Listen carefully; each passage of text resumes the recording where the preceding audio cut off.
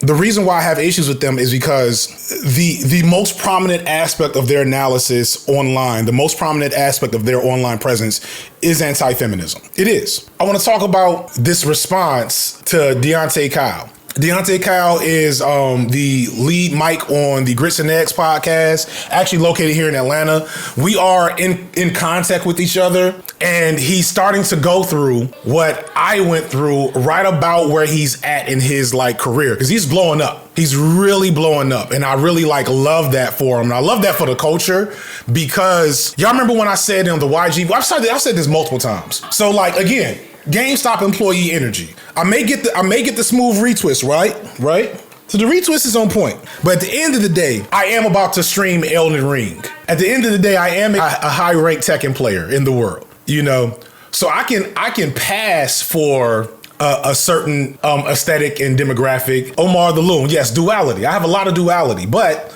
in some spaces and audiences, that duality is not what they're looking for. What they want is a brother like Deontay that has that really traditional, black masculine presence.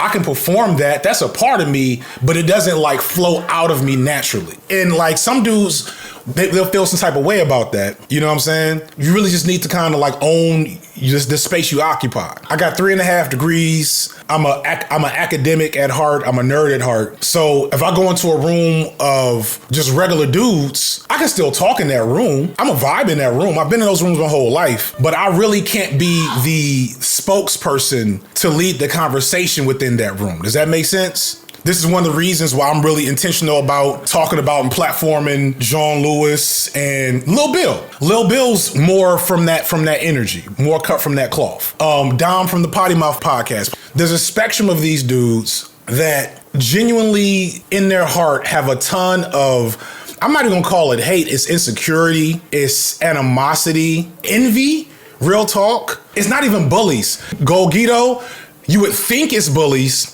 And some of that is in the spectrum, but it's not bullies. It's actually the opposite, I would feel. I've come to find that many of my black male, red pill adjacent critics, they're not bullies. My kids are in the other room.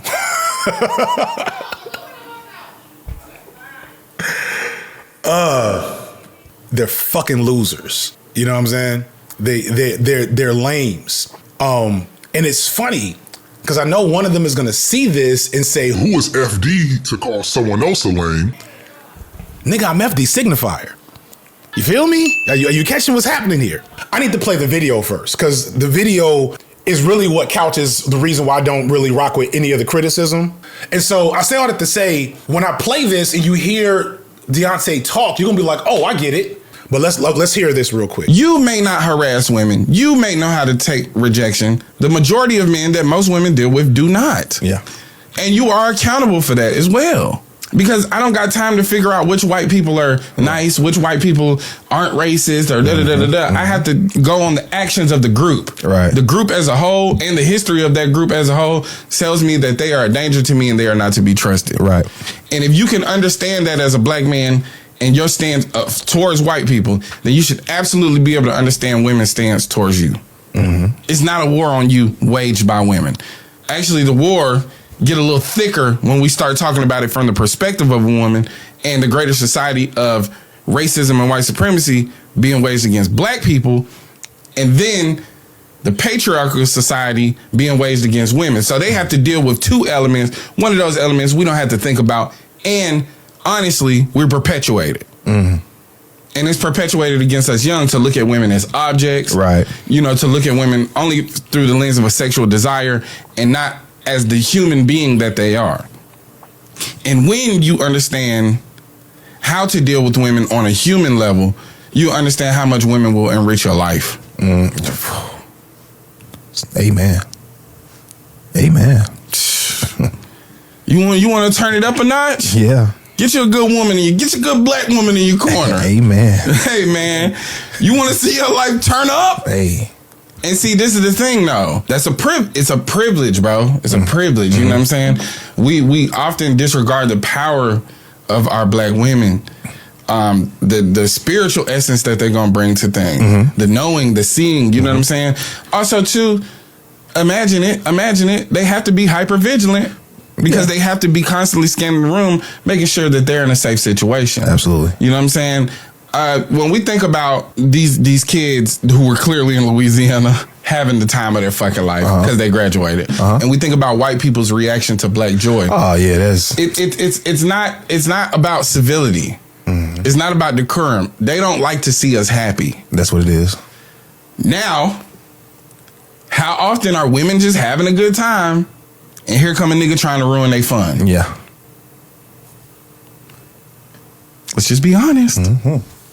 You can call it pandering, but if I was up here caping for white women, you wouldn't even mention that word. If I was up here caping for Hispanic women, you wouldn't even call it pandering. Only when we take pride and show love to Black women do you call it pandering. Get your motherfucking mind right. Use your cabeza. Y'all, some of y'all are probably asking, wait, this is the controversial take? Oh, this had niggas big mad on Twitter. Big mad. Principled leftists. That's a phrase I saw a couple times as I was looking over the course of this drama. Principled leftists, big mad at this take. While the overall politics of that community I agree with, the actual praxis of what they do pushes them into right-wing spaces. So what they end up being is the intellectual wing of the Black manosphere. When people in the Black manosphere want to make sense, they want to try to use actual analysis and talking points and not just the usual misogynoir. And like, if you go to those dudes, whenever they come for me for this, I hope they don't. I hope they ignore me. I doubt it, because they're not the type to ignore any criticism. But whenever they come for me for this, you're going to notice in their subtweets, the people liking their status is going to be ADOS niggas, it's going to be conservative niggas, and it's going to be manosphere niggas. It's going to be some principled leftists with them. It's going to be some people whose politics I overall agree with them. But the core of the people that are propping them up online are folks that I think if you ask them privately, and sometimes publicly they'll denounce them, but if you ask them privately, they know that's not who they really want to be associated with. They've been so bubbled on Twitter and on social media. The way they've moved has so bubbled them that their interactions now, like, they would all have to restart their Twitter accounts. All shade aside, from the only valid critique of this take, first 5-10 seconds. So I'll play it again. Women, you may know how to take rejection. The majority of men that most women deal with do not. Yeah. And you are accountable for that as well. Because I don't got time to figure out which white people are nice, which white people aren't racist, or da-da-da-da-da. I have to go on the actions of the group. Right. The group as a whole and the history of that group as a whole tells me that they are a danger to me and they are not to be trusted. Right. That part sent people into a tizzy. Is there criticism to make of that part? If you want, yeah. Whenever you get into this logic of the one being accountable for the whole, and definitely whenever you compare Black men to white people, you are inching toward a philosophical standpoint that opens the door for a lot of other not so great shit. Or I don't know Deontay well, but I imagine if he had to say it again, he would probably provide more caveats there, right? However, y'all know that's not what his intention was. Further, understand that this conversation, this particular take, is happening in the middle of a week where we have Tory Lanez showing his ass. We have the internet showing their ass for Tory Lanez. We have Cassie just finishing her testimony and people coming out to defend Diddy.